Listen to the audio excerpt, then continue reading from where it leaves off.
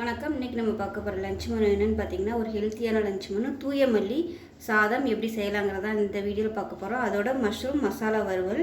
So இதுதான் இன்றைக்கான lunch menu. So soup வந்து நான் ஏற்கனவே வச்சதுனால இந்த வீடியோ வந்து நான் காமிக்கலை. இந்த சாதமும் மஷ்ரூம் வறுவலும் இந்த ரெண்டும் தான் இந்த வீடியோவில் வந்து நம்ம பார்க்க போகிறோம். ஸோ வாங்க எப்படி செய்யலாங்கிறத பார்க்கலாம். இன்றைக்கி நம்ம ஒரு ஆரோக்கியமான தூய மல்லி ரைஸ் வந்து எப்படி வந்து நம்ம வடிக்கலாம் அப்படிங்கிறத பார்க்கலாம். இது வந்து கடைகளில் வந்து பெரிய பெரிய டிபார்ட்மெண்ட் ஸ்டோரில் வந்து கேட்டிங்கன்னா கிடைக்கும். தூய மல்லி அரிசின்னு இது சிறுதானியத்தோடு சேர்ந்தது. இது வந்து பார்க்குறதுக்கு நம்ம நார்மலாக புழுங்கல் அரிசி மாதிரி தான் இருக்கும். பாருங்கள், இந்த மாதிரி தான் இருக்கும். இது வந்து நல்ல ஒரு அரை மணி நேரம் 3/4 மணி நேரம் ஊற வச்சிடணும். ஊற வச்சு வடித்தோம்னா தான் சாதம் வந்து நல்லா வெந்து வரும், இல்லைன்னா விதையாக இருக்கும். இப்போ இது வந்து நல்லா 3/4 மணி நேரம் ஊறிடுச்சு. உடம்புக்கு ரொம்ப ஹெல்த்தியான ஒரு ரைஸு. சுகர் பேஷண்ட்டு இருக்கிறவங்க கண்டிப்பாக இந்த அரிசியை வந்து ரெகுலராக நார்மலாக உள்ள வெள்ளை அரிசிக்கு பதிலாக இதை வந்து டெய்லி எடுத்துகிட்டு வந்தோம்னா உடம்பும் ஸ்ட்ரென்த்தாக இருக்கும். சுகர் வந்து நல்லா கண்ட்ரோல் பண்ணும்.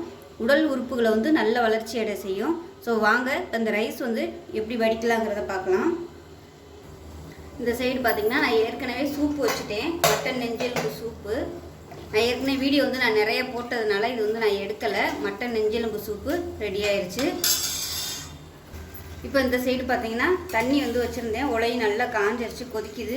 நம்ம வந்து குறைச்சி வச்சுக்கலாம். குறைச்சி வச்சுட்டு இந்த ஊற வச்சுருந்த தூய மல்லி அரிசியை சேர்த்துக்கலாம். நான் வந்து இன்றைக்கி ஒரு வேளைக்கு தக்கன தான் வச்சுருக்கேன். 1.5 டம்ளர் எடுத்திருக்கேன் 4 பேர் சாப்பிட்றதுக்கு.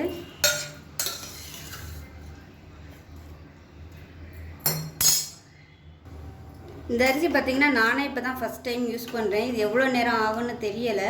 இப்போ வந்து எவ்வளோ நேரம் ஆகுதுன்னு பார்க்கலாம். நம்ம இப்போ நல்லா ஊற வச்சு தான் போட்டிருக்கேன். நல்லா ஒரு 3/4 மணி நேரத்துக்கு மேலேயே அரிசி ஊறிடுச்சு. அது வந்து கொதிக்கட்டும். இதை வந்து வேறு இடத்துக்கு மாற்றிட்டு இப்போ அடுத்து பார்த்திங்கன்னா மஷ்ரூம் சுக்கா வந்து செய்ய போகிறேன். இப்போ நம்ம அதை எப்படி செய்யலாங்கிறத பார்க்கலாம். இப்போ அந்த சைடு வந்து நான் மாற்றிட்டேன். இப்போ வந்து நம்ம மஷ்ரூம் சுக்காவுக்கு வந்து செய்கிறதுக்கு எண்ணெய் சேர்த்துக்கலாம். இப்போ எண்ணெய் நல்லா சூடாகிடுச்சு. சோம்பு சேர்த்துக்கலாம். இல்லை 1 டீஸ்பூன் போல் சோம்பு சேர்த்துக்கலாம். ஒரு கொத்து கருவேப்பிலை சேர்த்துக்கலாம். இப்போ இதில் பொடியாக நறுக்குன வெங்காயம் சேர்த்துக்கலாம்.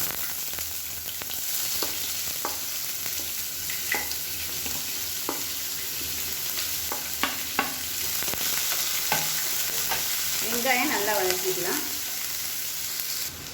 வெங்காயம் வதங்குறதுக்கு உப்பு சேர்த்துக்கலாம்.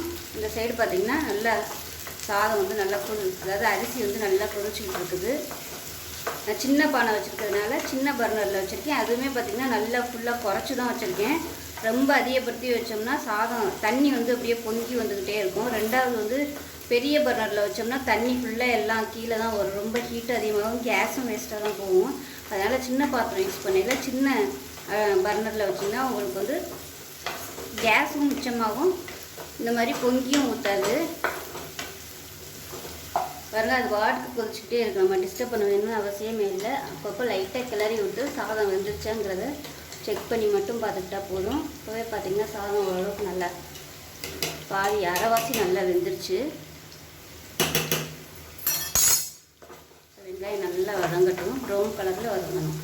இதோட ஒரே ஒரு பச்சை மிளகாய் 2 கீறிட்டு சேர்த்துக்கலாம். இந்த தூய மல்லி அரிசி பார்த்திங்கன்னா இட்லி தோசையெல்லாம் கூட பண்ணலாம் அப்படின்னு சொல்கிறாங்க. நான் ஃபஸ்ட் டைம் பண்ணுறதுனால இப்போ தான் சாதமே வடிக்கிறேன். அடுத்து வந்து நான் இட்லி எப்படி பண்ணுறது அப்படிங்கிறத வந்து நம்ம செஞ்சு பார்க்கலாம். சின்ன பிள்ளைகளுக்கெலாம் வந்து இதை நல்லா தாராளமாக நல்லாவே கொடுக்கலாம் அப்படின்றாங்க. ஏன்னா உடல் வளர்ச்சிக்கு வந்து இந்த அரிசி நல்லா ஹெல்ப் பண்ணும்.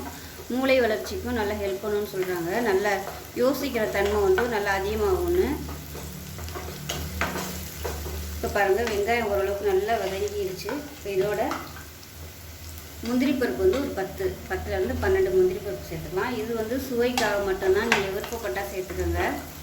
அந்த மஷ்ரூம் ஃப்ளேவரோட அந்த முந்திரி பருப்பு எடுத்து சாப்பிடையில நல்லாயிருக்கும். இப்போ லேசாக 2 நிமிஷம் வறுத்து விட்டுக்கலாம். முதலே சேர்த்தோம்னா கரைஞ்சி போகும். இப்போ அதோட 1 டேபிள் ஸ்பூன் இஞ்சி பூண்டு பேஸ்ட்டு சேர்த்துக்கலாம். இப்போ இஞ்சி பூண்டு பேஸ்ட்டு போட்டு நல்லா பச்சை வாசனை போக வதக்கியாச்சு. இப்போ நம்ம பொடி எல்லாத்தையும் சேர்த்துக்கலாம். 1 டேபிள் ஸ்பூன் தனியாத்தூள், அடுப்பு வந்து குறைச்சி வச்சுக்கோங்க. 1/4 டேபிள் ஸ்பூன் மஞ்சத்தூள், காரத்துக்கு ஏற்ற மாதிரி மிளகாத்தூள், மிளகுத்தூள் வேறு சேர்க்க போகிறோம். இதில் வந்து கொஞ்சமாக கறி மசாலா இல்லைன்னா கரம் மசாலா சேர்த்துக்கோங்க. அதோட கொஞ்சமாக சிக்கன் மசாலா கொஞ்சம் எடுத்துருக்கேன். இது வந்து ஒரு 1/4 டீஸ்பூன் போல் ஜீரகத்தூள், 1/4 டீஸ்பூன் போல் சோம்புத்தூள். இது எல்லாத்தையுமே நல்லா வதக்கிக்கலாம். தாளிக்கையில் ஸ்பைசஸ் போடலை, அதனால் நான் வந்து கரம் மசாலா சேர்த்துருக்கேன். கரம் மசாலா இல்லை கறி மசாலா சேர்த்துக்கோங்க, நல்லா வாசனையாக இருக்கும்.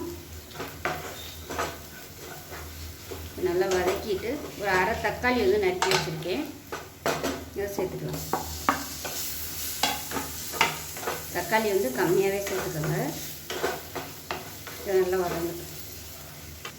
இப்போ இதில் கொஞ்சமாக தண்ணி சேர்த்துக்கலாம். உலக்கி வச்சுருந்ததில் கொஞ்சமாக சுடு தண்ணி எடுத்து வச்சுருந்தேன். இப்போ அந்த தண்ணியை சேர்த்துக்கலாம். அந்த தண்ணி வந்து கொதிக்கட்டும். இன்னும் கூட தண்ணி சேர்த்துக்கலாம். இது வந்து நல்லா வத்தி வரட்டும்.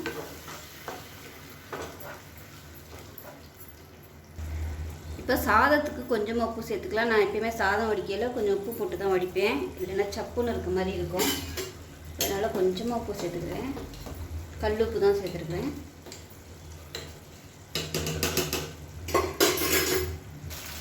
இப்போ மசாலா வதங்கி நல்லா அப்படியே தொக்கு மாதிரி வந்துருச்சு பாருங்கள். எண்ணெயெல்லாம் பிரிய ஆரம்பிச்சிருச்சு. இந்த ஸ்டேஜில் 2 பாக்கெட் காளான் எடுத்துருக்கேன். இது வந்து சுருங்கிடும், ஒரு 4 பேர் சாப்பிட்றதுக்கு கரெக்டாக வரும்.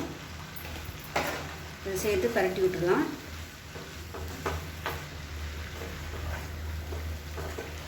எல்லாத்தையும் பரட்டி விட்டுட்டு அப்படியே விட்டுடலாம். அதிலேருந்து அப்படியே தண்ணி விட்டு வரும்.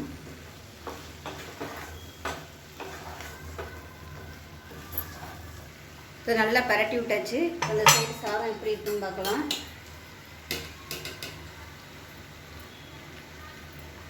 சாதம் ஓரளவுக்கு ரெடி ஆயிடுச்சு. இது வந்து வடிச்சிடலாம். இந்த சைடு பார்த்திங்கன்னா சாதம் வடிச்சிருக்கேன். தண்ணி நல்லா வடியட்டும். இப்போ பாருங்கள், மஷ்ரூம்லேருந்து அதுவாக தண்ணி விட்டு வர ஆரம்பிச்சிருச்சு பாருங்கள். இது நல்லா வத்தட்டும். இப்போ இந்த மஷ்ரூமுக்கு தேவையான உப்பு சேர்த்துக்கலாம். கொஞ்சமாக உப்பு சேர்த்துக்கலாம். இப்போ அதை மூடி வச்சிடலாம். இப்போ இந்த சைடு பார்த்திங்கன்னா ஒரு சின்ன குக்கர் வச்சுருக்கேன். இதில் வந்து 1 டம்ளர் அளவுக்கு தண்ணி சேர்த்துக்கலாம். தண்ணி சேர்த்துட்டு ஒரு 4 முட்டை வந்து அதில் சேர்த்துக்கலாம். இது கூடவே ஒரு 2 கல் உப்பு சேர்த்துக்கலாம். ஒரு 2 சொட்டு எண்ணெய் விட்டுக்கலாம். இப்போ குக்கரை மூடி வச்சிடலாம். மூடிட்டு விசில் போட்டு 2 விசில் விட்டுட்டு ஸ்டீம் போனதுக்கப்புறம் பார்க்கலாம்.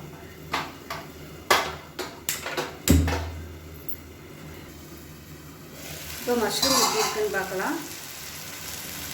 இந்த தண்ணி நல்லா ட்ரை ஆகணும். இப்போ பாருங்கள், ஓரளவுக்கு கெட்டி ஆயிடுச்சு. அடுப்பு குறைச்சி வச்சுக்கலாம்.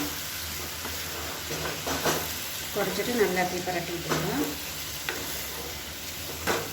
இந்த ஸ்டேஜில் கவனமாக இருக்கணும், இல்லைன்னா உங்களுக்கு டக்குன்னு அடி பிடிக்கும்.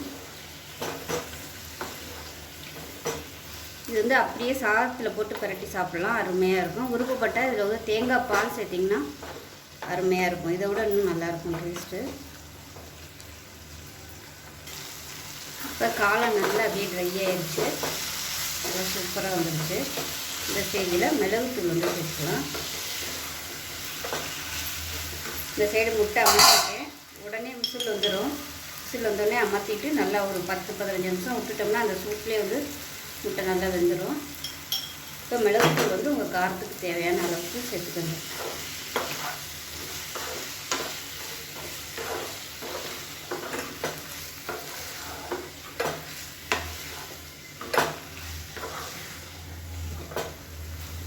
அவ்வளோதான். கொத்தமல்லி எல்லாம் சேர்த்துக்கோங்க.